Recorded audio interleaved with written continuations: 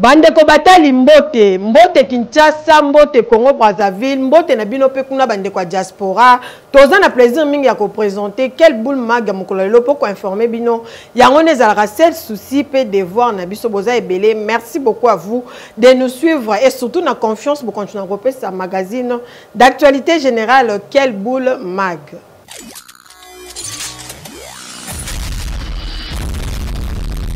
Réunion pour la paix et sécurité, il y a Taboumbe qui est ancien président d'Afrique du Sud et Salemaki Kakakuna en Afrique du Sud. Présence Joseph Kabila Kabange, Peba opposant Moussoussou, Bazala qui bongo empêché, bozo ba détail, na reportage Oyo.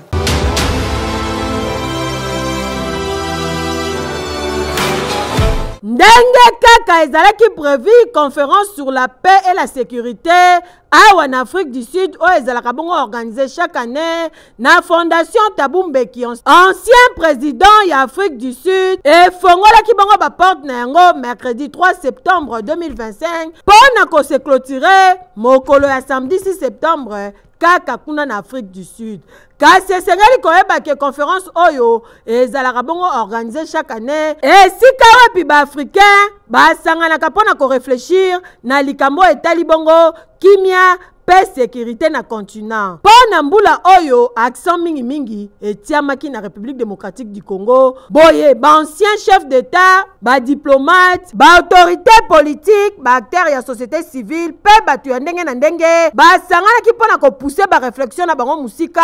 par rapport à kimia paix sécurité na République démocratique du Congo. Ben invitation à ndenge na ndenge epesamaki tomonaki ancien président ya République démocratique du Congo Joseph Kabila Kabange pe invitation muso yaki na ngambo ba opposant et sika pipo na Martin Fayulu Madidi opposant pe leader ya Lamuka a Jijaki Bonte ya kotinda délégation na ye pona ko participer na conférence oyo kuna na Afrique du Sud amonaki que c'est importante. Kasi Moïse Katumbi azalaki sur place pe ba délégation ebele ba répondaki na invitation oyo te lokola mwana mboka Jean-Marc Kaboun ye azwaki invitation te na ngambo ya Afrique du Sud. Kasi esengeli koyeba ke eko se clôturer bongo mokolo ya samedi 6 septembre 2025. Eki Jean-Pierre Lacroix o azali bongo secrétaire général adjoint ya Nations Unies asolola ki bongo na ba opposant kasi na sima masolo na bango opposant Jean-Marc Kaboun ye a communiqué boye bolanda.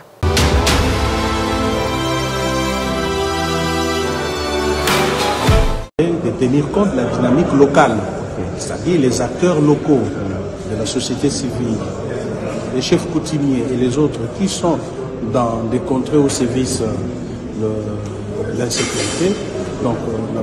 il doit y avoir une action plutôt holistique pour réellement arriver à cerner le vrai problème. Et c'est ainsi que parmi les causes profondes, nous avons cité la mauvaise gouvernance, qui est une cause de tout ce que nous vivons aujourd'hui comme insécurité. L'injustice sociale, l'absence ou l'incapacité, que ce soit de l'ONU et du gouvernement congolais, à réinsérer les combattants armés. Parce que si ce processus ne réussit pas, celui qui était combattant hier, aujourd'hui, que sa réinsertion n'a pas réussi, il va retourner dans la brousse et quoi, donc les exactions vont continuer. Concernant le processus de Doha et de Washington, nous lui avons fait savoir qu'il faut commencer par quelque part. Donc nous, Alliance pour le changement et Coalition de la gauche congolaise, nous avions suggéré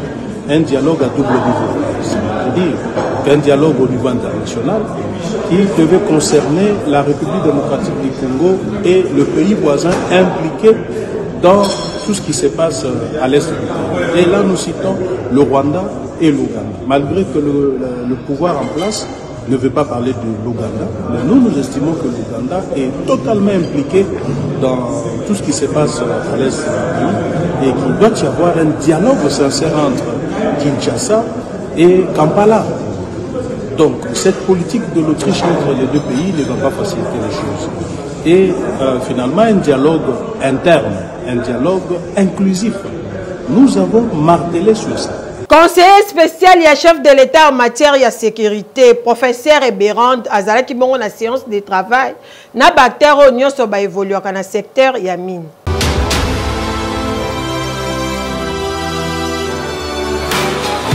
conseiller spécial, il y a chef de l'État en matière de sécurité,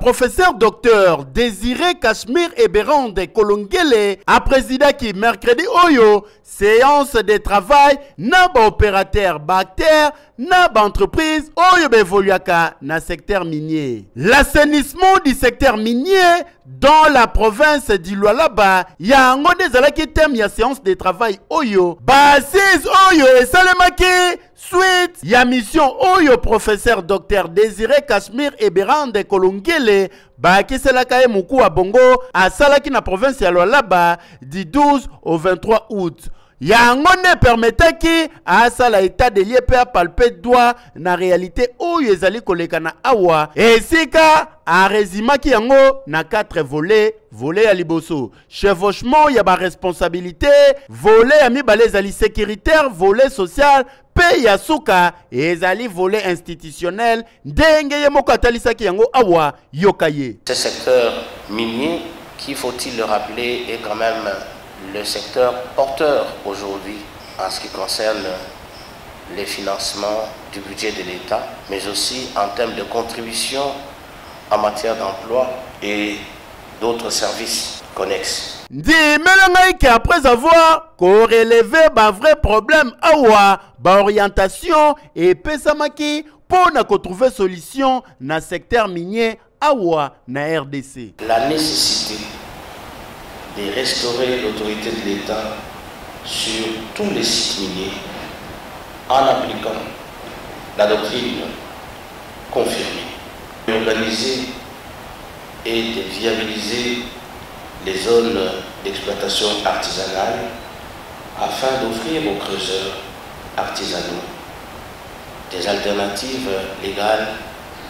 et durables. Tala! Bako sayote Kongo ezali mboka o ezali ko regorger richesse ebele na ndenge ya kosakana te na sol pe sous-sol na yango, mais problème ya congolais ezali kocha discipline loyauté na l'état congolais pe ko travailler pour l'avancement ya mboka ndenge kaka ezali kosalema awa déjà muku wa bongo le professeur docteur Désiré Cachemire Eberande Kolongele a talisi yango ke soki kaka bato bazali ko évoluer na secteur minier balandi oyo apesaki comme instruction. En tout cas RDC ekokende liboso na ndenge ya kosakana te boyende ezalaka mokonzi ya mboka apesi confiance et pas ya conseiller na ye mais musala pe ezali kosalema sur terrain na ndenge ya kosakana te pour l'avancement pe développement ya RDC et anormal.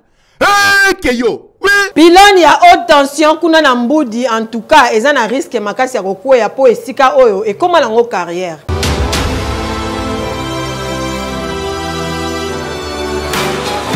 Pilon 176 ya zongo de toza na commune na Mongafula ezali en danger. Esika oyo bozali komona ezali carrière ya Citadop tozali na quartier Machungu. Bande ko balamukaka tongo baya kobeta kayu na bango awa kasi vrai problème ezali ke à chaque fois que babuka libanga kayu andenge zalaka nzoka ndeke ekenda ka kolia muke pilon oyo bomoni awa yango nde mema câble ya haute tension mais bandeko kotoyo baza na risque ya kosakana te. Imaginez-vous que e bandi oliama muke te komi na niveau pilon ekoi danger ni nekozala awa batu bakokufa scène ya matadiki bala et qu'on se répéter lisusu matange okota na mboka. Non seulement ça, une grande partie à ville province à Kinshasa et kozala mulili pe ba kozala privé na courant pendant quelque temps o yezola kisake danger zawa makasi na ndenge ya kosakana te mais pona bango moko bandeko koto bayaka kaka logo les nango carrière kayo ekeye zongi ndetika ke logo ezate kasi ya kokamo awo ezali ke est-ce que ti bandeko bayaka kosala awa ba autorité congolaise bayebaka ke batu bazosala musala na se ya pylone oyo ekumbi câble ya haute tension tote pe permission ya kosala musala awa nani nde apesa. Kasi kote bandeko ya Société Nationale Électricité moma yango yo botalaka boyebaka déjà kozoba précaution avant que mabe ya po quelle boule et ça lui part nango to lobby to dénoncer botala niveau botala degré ya danger za kotoyo mais jusque là on est botala rada misu bolobelonté et anormal te maman tant pour mona ke papa zobima jour so azongi non papa Jean Paul côté bokendo sa musala ndeni kosepelara na mbongo te po yebi danger muto azo courir nango te muko mususu abimaka boy azongi te sango mawande yelio na ndako keyo badissident ya mokoto 87 oyo babengaka bana 26 selon déclaration ya assemblée générale oyo esalemaki kuna na kamba batalisi polele ke baza bamembre te na kati ya église Kimbangus te boza badetail na nzela ya Shadrack Balabebe.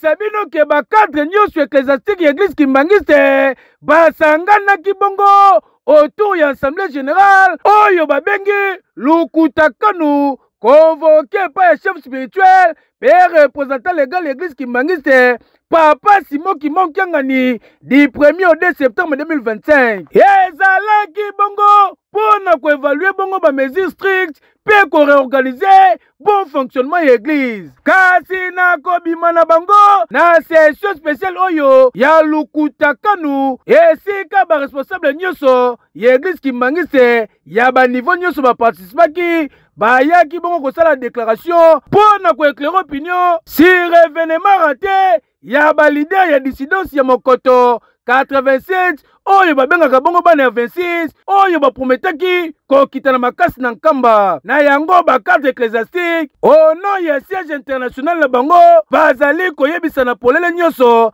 na badissident ya mokoto 87 oyo bazali kotia confusion parmi bana na nzambe pe na société. Déclaration etangami bongo epai ya révérend Mokondo moko ba conseiller ya cabinet ya chef spirituel Nkamba Nouvelle-Jérusalem, siège international de l'église Kimbangus, se voit aujourd'hui 2 septembre 2025 dans l'obligation d'émettre la présente déclaration en raison de l'événement récent du 29 juillet 2025 où les dissidents, petits-fils et petites-filles de Papa Simon Kimbangu, de lignée Papa Kisolokele Lokelo Charles et Papa Dangenda Kuntima Joseph, à la tête du groupe religieux dissident Munkoto 87 Dibana 26 égale à 1, voulaient forcer leur retour en Kamba, Nouvelle-Jérusalem, siège international de l'église Kimbangus, au mépris des textes qui régissent l'église Kimbangus. Tala, tango toyebisa kabino ke église Kimbangus ezalaka moko botika tembe po lelo vérité yebani. Siège na yango ezalaka bongo Kamba, Nouvelle-Jérusalem, esika chef spirituel, père représentant légal l'église Kimbangus tafandaka sa divinité Papa Simon Kimonkiangani. Nkamba oye! Oye, oye, oye, Yerusalemu nyapa, nikunanga, kakanzami, fumu Yesu. Hekeyo! Oui! Tokende kuna na territoire ya Kasangulu, précisément na village Kingantoko, esika wapi, population bazo sala bilanga kasi bazo souffrir makasi po, baza na ba difficulté belé.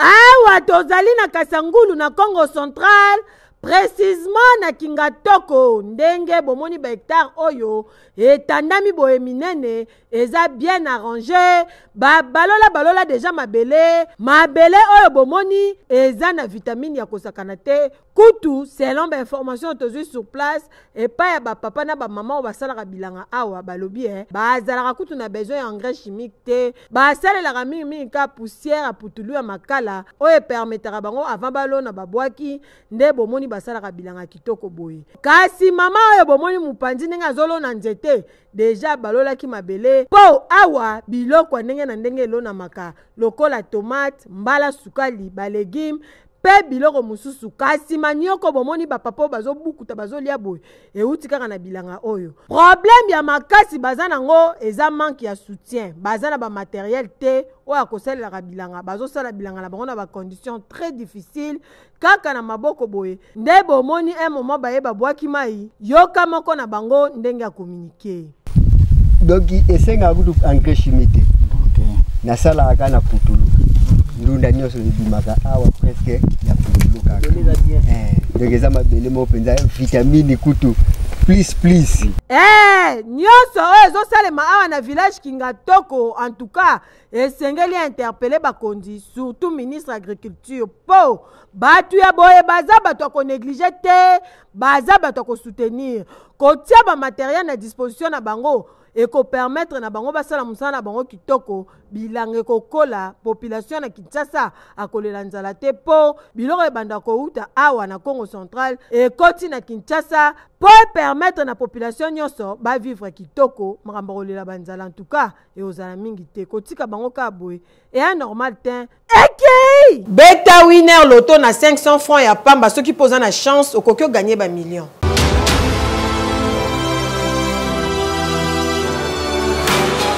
Winner.bet présente Winner Loto. Bonsoir et bienvenue sur ces plateaux Loto. Vous avez l'affiche du tirage de ce jeudi 4 septembre 2025. Un win 4 de 10 740 000 francs congolais et 20 710 000 francs congolais, le win 4 double. Pour le remporter, il fallait choisir 4 bons numéros sur votre ticket, vous l'avez fait. 6 wins passant au tirage et bonne chance à tous. Ce tirage se déroule sous le contrôle d'un huissier de justice, des officiels Winner Loto, mais aussi d'un public témoin. Le premier numéro arrive, on accueille le 33. Quel sera le deuxième bon numéro de la soirée? Regardez, c'est le numéro 24. La troisième boule portera quel numéro ce soir? On accueille le 2. Et pour finir complètement ce tirage, accueillons les 4 derniers bons numéros, qui est donc le 31. Je récapitule, mesdames et messieurs, sur votre ticket, il fallait impérativement trouver le 33, le 24, le 2 et le 31. Vous l'avez trouvé? Si oui, moi je vous dis félicitations, sinon prenez soin de vous. À très bientôt, au revoir. Asbel, les amis de Doudou Fwamba, Oezo Kumba Mepaya, le Pakebo, Philippe Matandi, Bango ba célébra ki bongo une année d'existence na Bango, Djedje Mbouyamba pour na ba détail.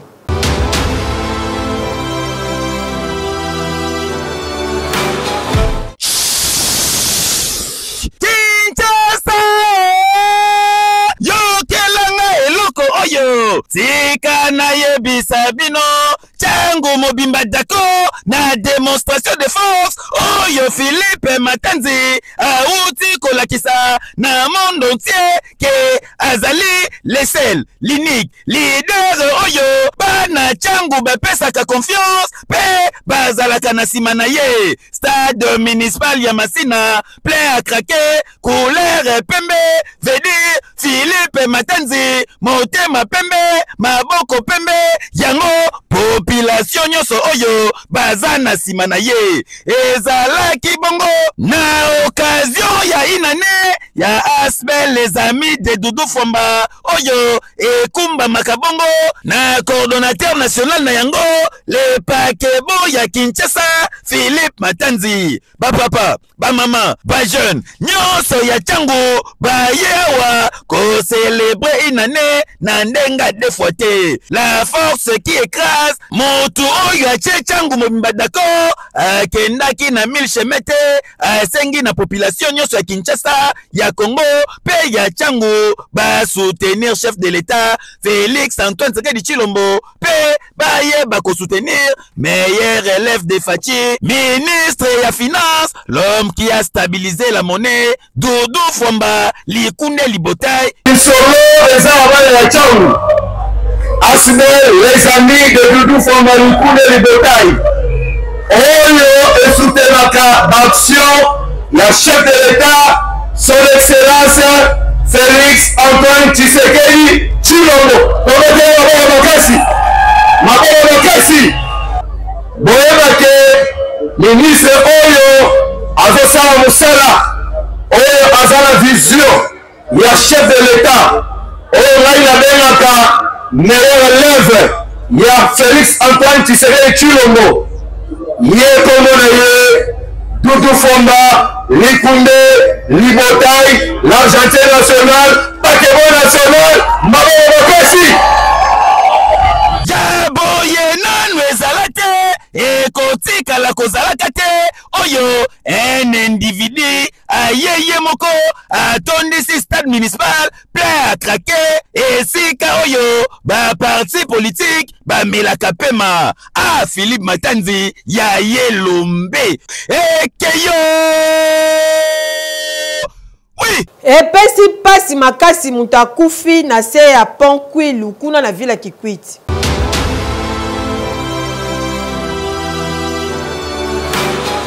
Tala ti balobaka mopaya zoba ma ekufelombo mopaya nda melaka ezalaka mwanza te ezaka lisesete meza makambu ya solo. Awa tozali na se ya pont Kwilu na province ya Kikwiti. Pont Kwilu oyo boyebi yango très bien ke yango nde mutesangisa province ya Kwilu ex Bandundu na province ya Kasai. Ndeko moso bomoni batu batondi bo baye kotala aza ya kokufa ndeko na camarade na ye bautaki na province ya Kasai précisément na village Bena Dibele. Tango bazali koya nzelaka ndenge ezalaka mulai basali escale awa na ville ya Kikwiti polobi nango na tongo ba continue nzela. Mais tango bakomi pe balali na bango pe butu eleki malamu ndeko mwasi ayebisi na muninga na ye anto ndenge za bo moye to continue bo ezate normalement photo lia et puis to sokola après to zo mutuka to continue voyage na biso. Camarade ne pas lobi mais ezara bongo ko ezara bongo to kitano na mai kuna to kende ko sokola.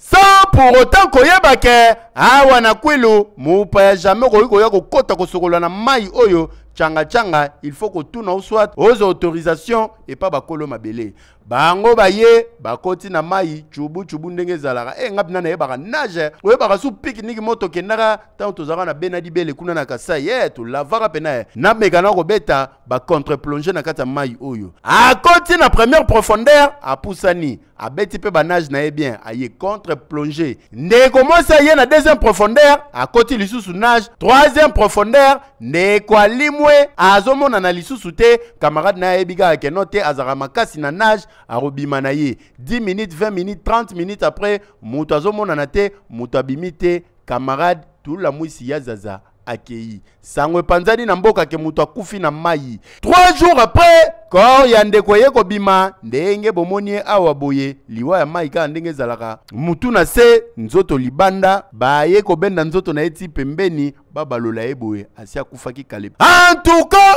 oyo ezali leçon po na bandeko en cas ya voyage okei mboka moko mupaya oyebelo te avant kosala makambo misusu tuna nanu po okoya kokufa liwa ya ndeko mwasi muninga bazaki ne na minute okotaza ezoyeba na lisu te au moment où babande kosukola bango mibale me ndeko ake kaka boye pasi pe mawa molimo na ye epe magana kinya keyo oui.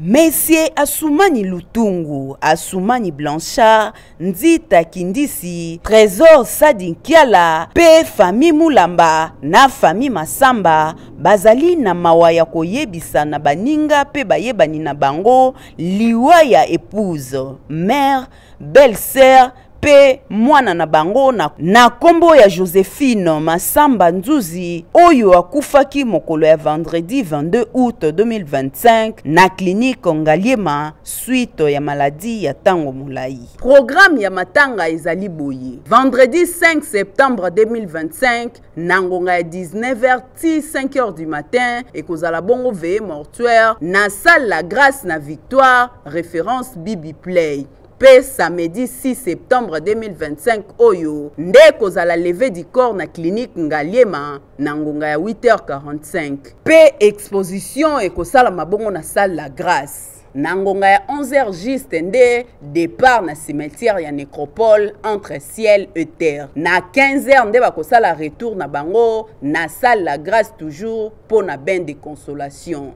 En attendant matanga ezali kosalama na avenue Kingete 3 bis na quartier Yolo Nord na commune ya Kalamu référence la police ya Bagata. Tika communiqué oyo ekomela mutu nyonso oyo ayebaki mama Joséphine Masamba Nzuzi azali lisusu na bomo ite. Tika molimo ya mama Joséphine epema na kimia. Ba violé jeune fille et pas ya 5 garçons kuna na commune na Selemba ou epesi pasi makasi kasi la police etie bango maboko bozo ba détail.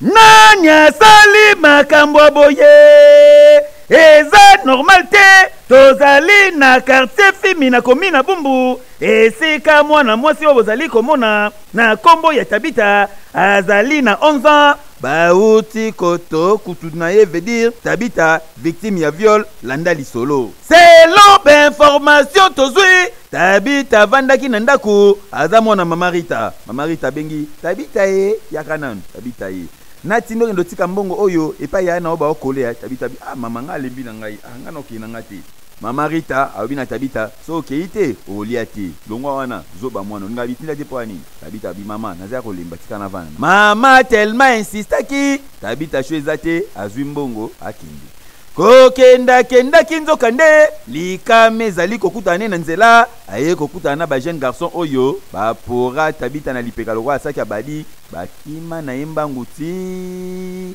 kota bakala mwe wo bino moko boyebi kote kuna banda ko sila te za kebele bakota na Tabita balambisela mwana batu bafufu imagine 5 personnes mokoka Tabita ganga gata gangi papa moko ayeboye akangi Tabita babengi ba policier kokita bakiti pona kotala sene salemi kote nini bayokanga jeune oyo wo batu na yeboye alobi yo ye kutu ninga zana aye na ye des fois banda botama alinga basite yokai alinga basite bana na botama china kombi bana chira obima na mwasi te en tout cas ndeko na biso yebisa biso musala nini osalaka danseuse olobi tena sa elobelika la PDT kasi mama ya Tabita yeyo aye ko éclaircir ndenge nini atindaki Tabita boyoka ye natindi mwana ezaki 14h abizwa mbongo 500,000 kende na robe otikeli bango mbongo na piaki pe mwana na transport bisoko ke otiki mbongo kozonga makolo te zonga na transport tangu ye mwana ba violer ye makile ezalaki na makolo mwana bandi kokima na kolenga lenga kitata wana tunie nini abi papa ba violenga na ba garçon bazana ndaku wana esila te tata wana zuye ayebisi basoda pe bazwi nzela babandi kokende baye babengi ngai nga pe na makolo ngula bandi kolanda basoda tango tozwi mbala moko tomoni pede alingaka kima tokangi pede ebongo parmi bango motu oyo basite eza jeune oyo bozali komona babandi kotu na ye azobweta misu anauti musala na kitana anilengesa ndeke nzelana na okita pona bimasosa nga sala na partout chanche toutaki eza kuna otawa mpwengaba bandeko ya la police bango pe ba communiquer boye erozotinda mwana ifotala ngonga nini ozotinda mwana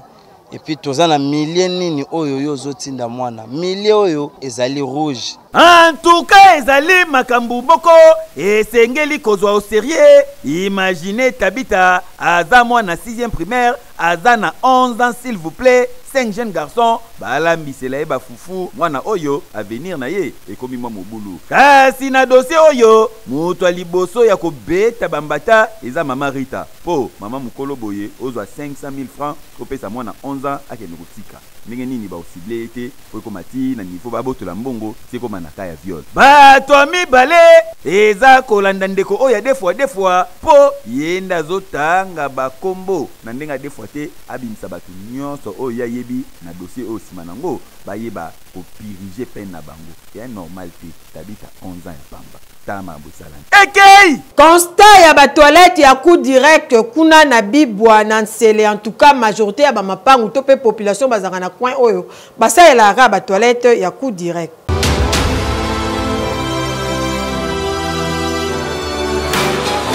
tozali na quartier bibwa na commune ya nsele koka mwa quartier oyo to remarqué ke ba toilette nyonso ezali ya coup direct a part kaka na lupango ba brise nde tomoni baza na toilette ya dal botala bino moko ya liboso to kuti toilette oyo ya bash soki kaka otali boye bash na bango eza mwa ble elakisaki basali yango mpenza na matériau durable kasi eza nde ya bash tokuti toilette oyo ya basaki yango ya peko tolongwe tokomi awa kokamwa awa nde tokuti ya kizobazoba bakangisi elamboyo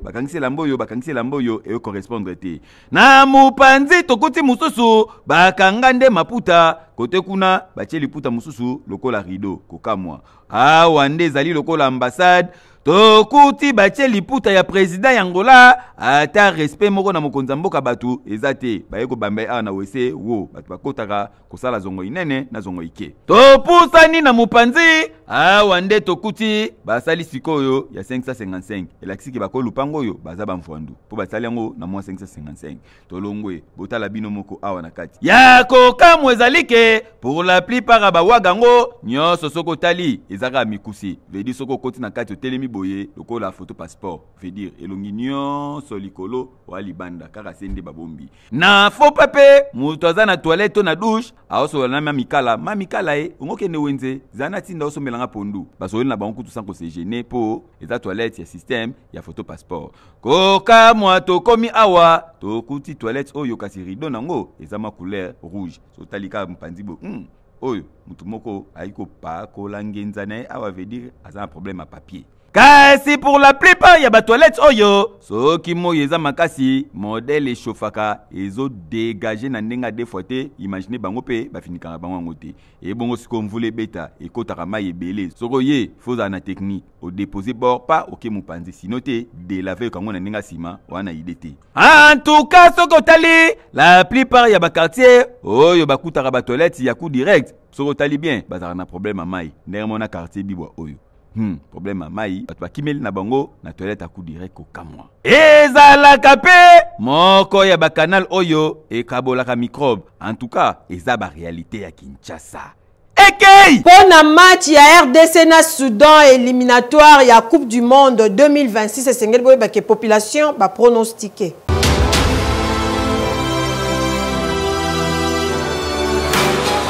na biso ndenge eza na premier match na Soudan eza vrai match pour na biso trois fois na à l'aise mais eloko nazosenga pa coach moto ye amoni oyo aza na domaine wana moto ye amoni ke azokoka po abanda match abandisa ye akolanda makambo oyo bato bazoloba te akolanda bilobele ya biso bakongole te biso ezalaka kaka po tobebisa makambo coach aza na makambo ya kosala ide ya coach biso bapeple kongole toza tokolinga kaka bebisa omona nga na yaya lobi bale na biso abongisa yango lisusu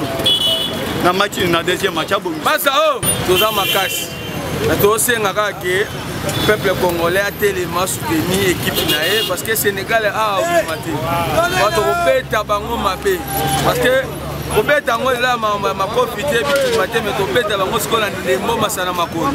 Bo chaque année faut frapper bango. So bango bana tembe fort. Joueur pour encourager ba joueur nyo surtout ba motiver balanda yoka te bana ma réseaux sociaux te. Joueur a un objectif nae biso beto na objectif na biso. Biso ba prendre dans un sentiment mais sentiment na biso et bimarane na sima ba jogo. Si ba pesi biso plaisir de osala sengo ezape honneur na bango parce que eza qui était gagné c'est parce que eza moment où vraiment ba congolais bazela qui ba amoureux ya football bazela qui ba mona pays na bango ezala qualifié na mondial. Donc eza moment précieux vraiment na osenga na ba joueur na biso ba fournir lisusu ba effort ba se métamorphoser par rapport à jeu au bazala ina liboso pour ba resepelisa peuple congolais et aussi la qualification na bango pour la mondial. Bon, on a pesika Léopard na biso ba encouragement belé pour toi assurer que victoire est assurée. Moi personnellement on s'assurer vraiment que la paix ça soutient à 100% et le reste pour un match lobby conseil on fait ba jouer na biso baza makasi lobby en plus na osenga coach acha ba jouer makasi on a si lobby vraiment to gagner. Tokomi pratiquement na suka ya présentation ya quel boule maga mokola lelo. Merci infiniment na confiance pe fidélité pour qu'on opé sa biso. Joyeux anniversaire na Ariane Mayamba balobi que du bien que du bonheur na yo. To bosani pete ko souhaiter heureux anniversaire na Carmen Mouzaba yaya kokisi 12 ans. Que du bien, que du bonheur Nayo Bandeko Batali. Tokutani très prochainement. Merci Najid Tumba. Trésor Tousseo, Hélène Akendi. Nous saluons la présence de notre bébé Roland Lumumba. On se revoit à très bientôt.